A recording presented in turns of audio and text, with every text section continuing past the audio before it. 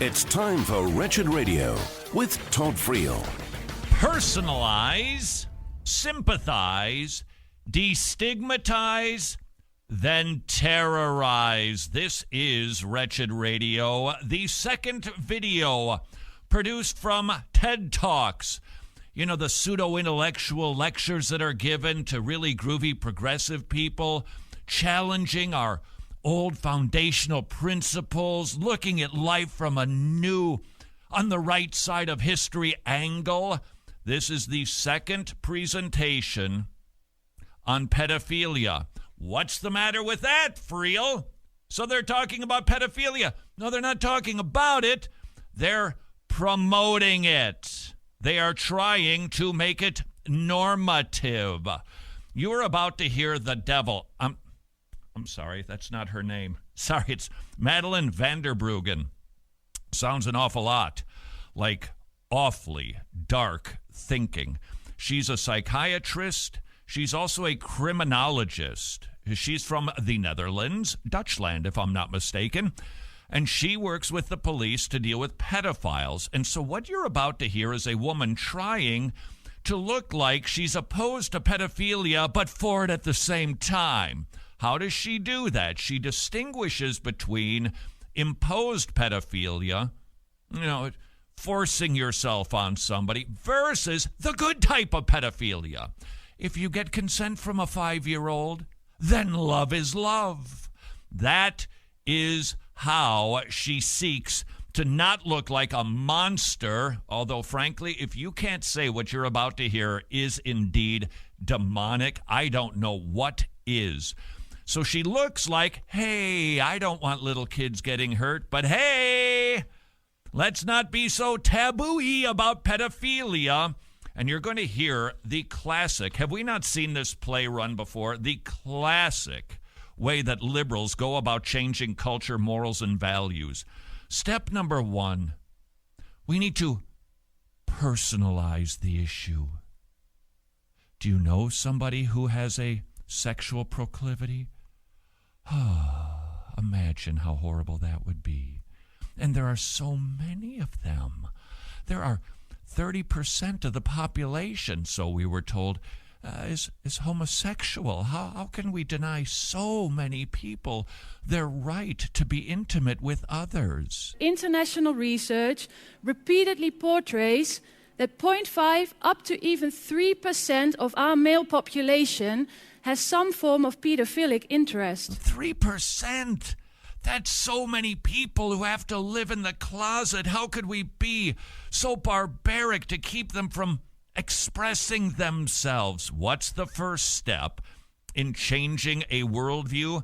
Personalize it. Most probably, there will be someone in your environment, someone you know, someone like your neighbor, like your colleague, like your football mate, maybe even your husband or son, who is struggling with these sort of feelings.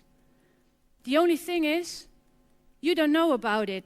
You don't know about it, but how could you talk about pedophilia in such a way when your son might be feeling so bad that you're such a Neanderthal, thinking that it's wrong for an adult to impose him or herself onto a child?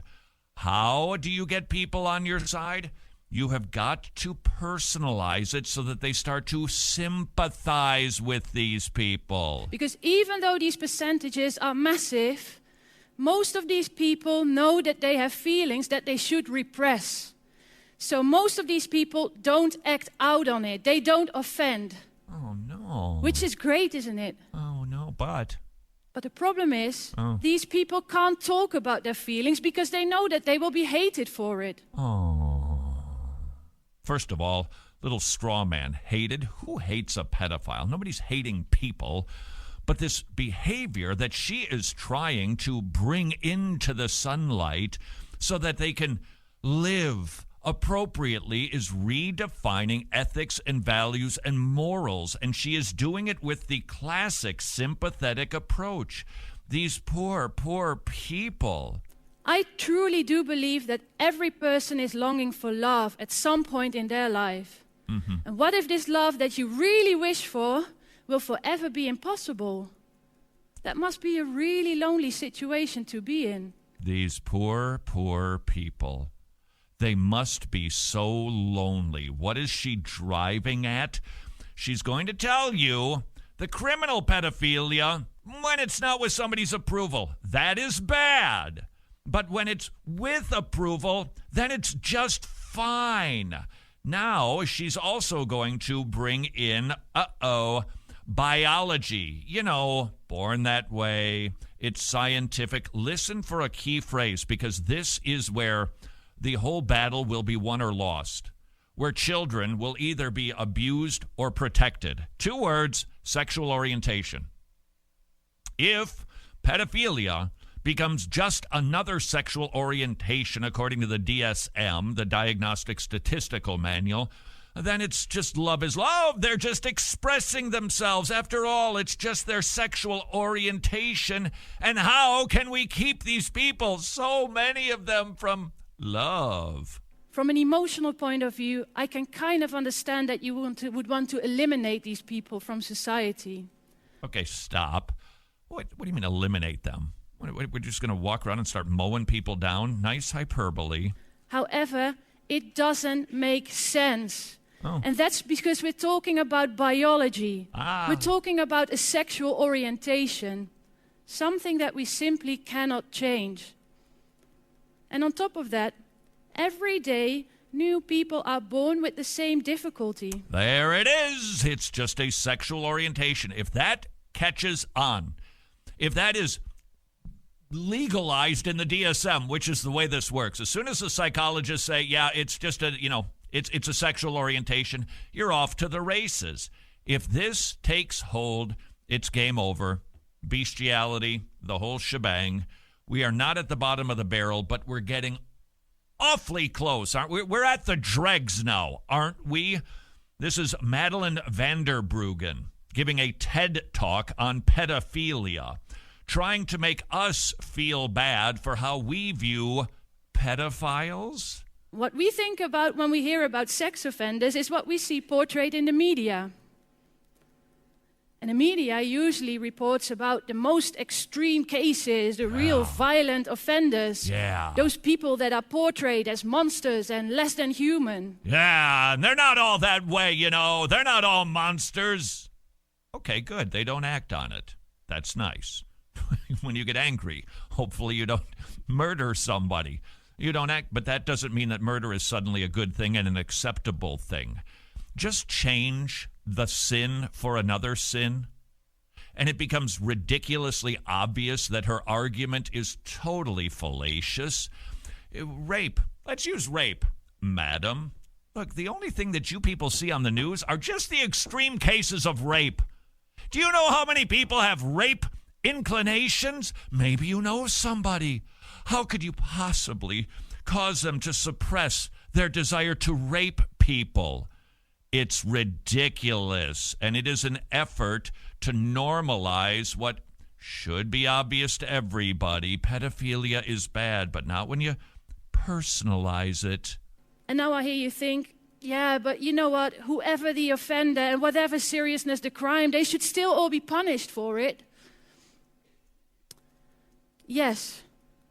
Guess what word is coming. You're going to say but However, she's clever enough to at least change it for another similar conjunction.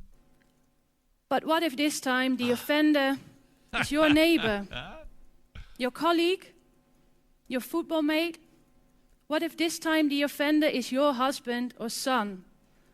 What if this time the police shows up at your doorstep? Yeah, aren't you going to be sorry that you're opposed to pedophilia then?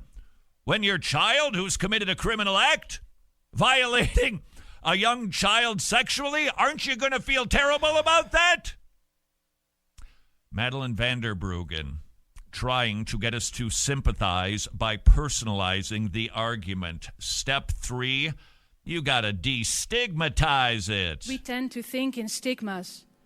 We tend to think that people who would do this, they're either really pathetic, lonely men spending 24/7 on the internet waiting for children they can groom. Or they must be really psychopathic men, really violent, with no conscience whatsoever.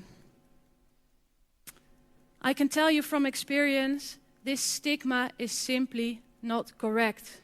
Change the stigma. Destigmatize it. Then you have got to demonize people. You've got to terrorize people. Who? That's right, hater.